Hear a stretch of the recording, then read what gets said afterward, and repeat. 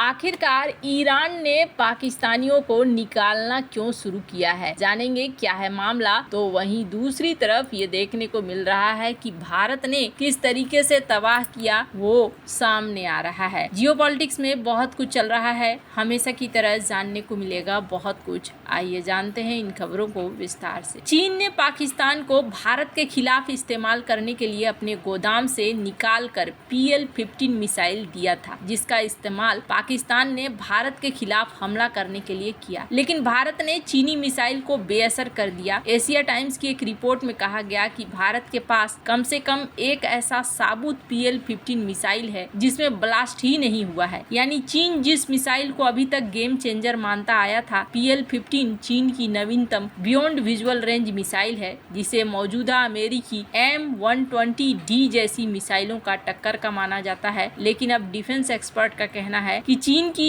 ये सबसे शक्तिशाली मिसाइल किसी काम की नहीं रह जाएगी, भले ही वो आ जाकर इसे अपग्रेड ही क्यों न करें या फिर इसकी रेंज का विस्तार ही क्यों न करें। एशिया टाइम्स की एक रिपोर्ट में डिफेंस एक्सपर्ट स्टीफन ब्रायन ने लिखा कि अब जब कुछ मलबा भारत में बरामद हुआ है और खुफिया सूत्रों से मिली जानकारी सामने आ रही है, तो ये साफ होता जा रहा है कि PL-15 की वास्तविक ताकत और कमजोरियां दोनों का पता चल गया है। भारत में कई देशों ने PL-15 मिसाइल का मलबा मांगा है, जिनमें जापान, फ्रांस के साथ साथ ऑस्ट्रेलिया और ताइवान भी शामिल है। हालांकि भारत किन देशों के साथ टेक्नोलॉजी और मलबा शेयर करेगा, इसकी जानकारी हमारे पास नहीं है। PL-15 एक हवा से हवा में मार करने वाली मिसाइल है, जिसे पाकिस्तान ने J-10C लड़ाकू विमान में लगाकर इस्तेमाल किया था। चीन की नॉर्थ वेस्टर्न पॉलिटिकल यूनिवर्सिटी और एविक ने इस मिसाइल को डिजाइन किया था। ये मिसाइल मैक 5 की रफ्तार तक उड़ान भर सकती है, जिससे ये हाइपरसोनिक सीरीज में आती है। इसकी रेंज करीब 200 से 300 किलोमीटर तक बताई जाती है। कई डिफेंस एक्सपर्ट ने दावा किया कि PL एयरफोर्स ने अपने स्टॉक से निकालकर इन मिसाइल्स को पाकिस्तान को दिया था, जिसकी रेंज 200 किलोमीटर से ज्यादा है, जबकि चीन इसे बेचने के लिए बनाया है तो बेचने वाली रेंज 150 किलोमीटर के आसपास ही है। स्टीफन ब्रायन ने लिखा कि इस मिसाइल की सबसे खास बात यह है कि इसका dual pulse solid rocket motor, पहला इंजन मिसाइल की लक्ष्य को तेजी से ले जाता है, जबकि दूसरा इंजन अंतिम चरण में एक्टिव होकर स्पीड को फिर बढ़ाता है। स्टीफन ब्रायन के मुताबिक PL-15 मिसाइल में ऐसा रडार सीकर है जिससे ये टारगेट का अंतिम क्षण तक पीछा कर सकती है। इसे लॉन्च फायर फॉरगेट क्षमता मिली है, जो इसे आत्मनिर्भर बनाती है। इस वजह से PL-15 बहुत खतरनाक है, क्योंकि तेज गति से बचने में दुश्मन को मुश्किल होती है। रूस और चीन ने विमानों को तेजी से मोड़ने की क्षमता पर जोर दिया है, जबकि अमेरिका के ज्यादातर विमान F-35 ऐसा नहीं कर पाते हैं। F-22 इसका अपवाद है, क्योंकि वो एक ऐसा विमान है जो रडार को धोखा दे सकता है। स्टीफन ब्रायन ने कहा कि भारतीय वायुसेना, जिसके पास राफेल, रूसी सुखोई 30 दोनों विमान हैं, उसने PL-15 मिसाइलों को लगभग 8 बार चकमा दिया। भारत में PL-15 मिसाइलों के लगभग पूरे हिस्से मिले हैं। कई देश इन मिसाइलों की जांच में शामिल होना चाहते हैं, जिनमें कम से कम एक मिसाइल तो फटी भी नहीं है, जिससे ये सवाल उठता है कि क्या मिसाइलें अपने टारगेट को चूक गई, बिना फटे कैसे गिर गई। उन्होंने कहा कि PL-15 को या तो लॉन्च करने वाला विमान के रडार से या किसी AWACS विमान से गाइड किया जाता है। ये अपनी ऐसा रडार जिसका दायरा सीमित है, इसका इस्तेमाल सिर्फ अपनी उड़ान के आखिरी हिस्से में करती है।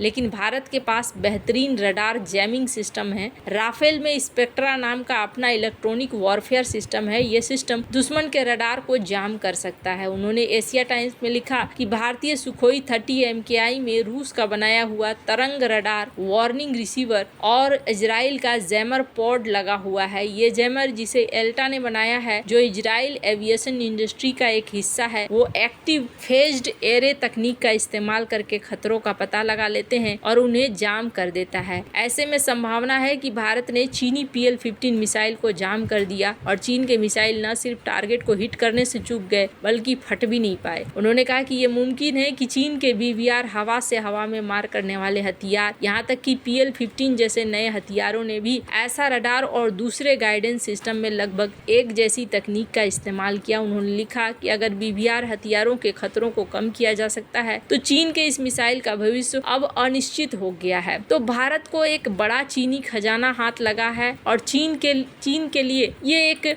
बड़ी ही दुखदाई खबर है। खैर, अभी भारत के दोनों पड़ोसियों के लिए दुखदायी खबर है। अब स्क्रीन पर इस बंदे को देख रहे हैं आप, इन्होंने एक स्टेटमेंट दिया और इन्होंने ये स्टेटमेंट दिया था कि पाकिस्तान भारत से हर क्षेत्र में, चाहे वो क्रिकेट हो, चाहे वो टेक्नोलॉजी हो और चाहे वो साहस हो, 10 गुना ज्यादा शक्तिशाली है। हालांकि इन लोगों की आदत है, ये लोग बड़ी बड़ी बातें कह देते हैं और इन्होंने कह दिया। बहुत सारे लोगों ने इस पर सवाल भी उठाया कि शायद अफरीदी जैसा एक क्रिकेटर ऐसा क्यों कह सकता है। ऐसा लगता है जैसे ये बंदा अब राजनीति में आना चाहता है और इसी के लिए ये पैर जमा रहा है। जहाँ एक तरफ ये सब कुछ चल रहा है, वहीं दूसरी तरफ अगस्त 2021 में तालिबान के काबुल पर कब्जे के बाद अफगानिस्तान में दोनों ही देशों की तरफ से, ईरान और पाकिस्तान दोनों ही देशों की तरफ से अफगान परिवारों को वापस भेजा जा रहा है। 5500 से अधिक अफगान परिवारों को पाकिस्तान और ईरान ने निर्वासित कर अफगानिस्तान वापस भेज दिया है। ये निर्वासन अफगान शरणार्थियों के लिए गंभीर मानवीय संकट का हिस्सा है, जो तालिबान के सत्ता में आने के बाद और भी ज्यादा बढ़ गया है। माइग्रेंट्स को लेकर अब कई सारे देश चौकन्ना भी हो रहे हैं ताकि यहाँ किसी भी देश के माइग्रेंट्स को रखा ना जाए। कहा जा रहा है कि ईरान भी इस मामले में पहल करने वाला है। जहाँ एक तरफ ये सब कुछ हो रहा है, वहीं भारत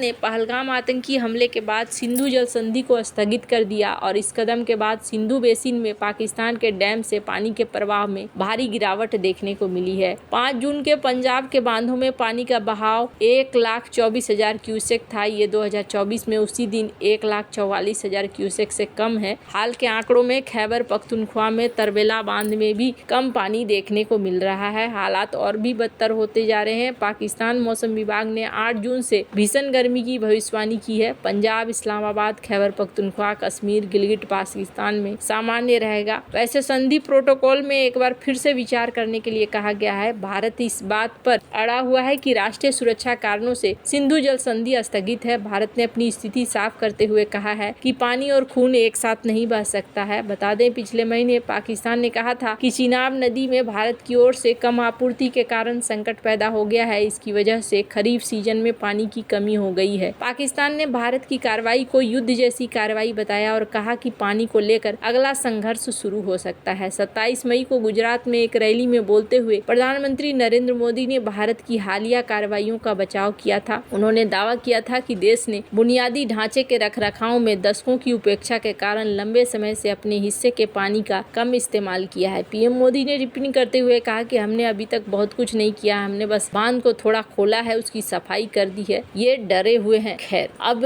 पाकिस्तान की तरफ से बार बार कहा जा रहा है कि ऐसा नहीं है, हम यहाँ पर एक्शन लेंगे। अब जरा देखिए पाकिस्तान की स्थिति क्या है। पाकिस्तान ने अपने देश के अंदर अपने संसद में कथित तौर पर स्पीकर वगैरह को लेकर, सीनेट चेयरमैन को लेकर उनकी सैलरी में 500% की हाइक करी है। एक देश जो पहले से ही समस्याओं से जूझ रहा है, उस देश में हालात ऐसे हैं। अब इससे आप अंदाजा लगा सकते हैं कि ये देश कितना ज्यादा सीरियस है अपने ऊपर और कितना ज्यादा ये ध्यान दे रहा है। खैर, अब जिस तरीके से भारत के हाथ में चीनी खजाना लगा है, इस चीनी खजाने ने अब दुनिया को इसलिए भी आकर्षित किया था ताकि इसकी तोड़ निकाली जा सके। भारत को इसका फायदा होता हुआ दिख भी रहा है। वैसे आपको क्या लगता है इन सब मामले में? आप राय है कमेंट कर जरूर बताएं। जल्द मिलते हैं अगले वीडियो में नई खबर के साथ।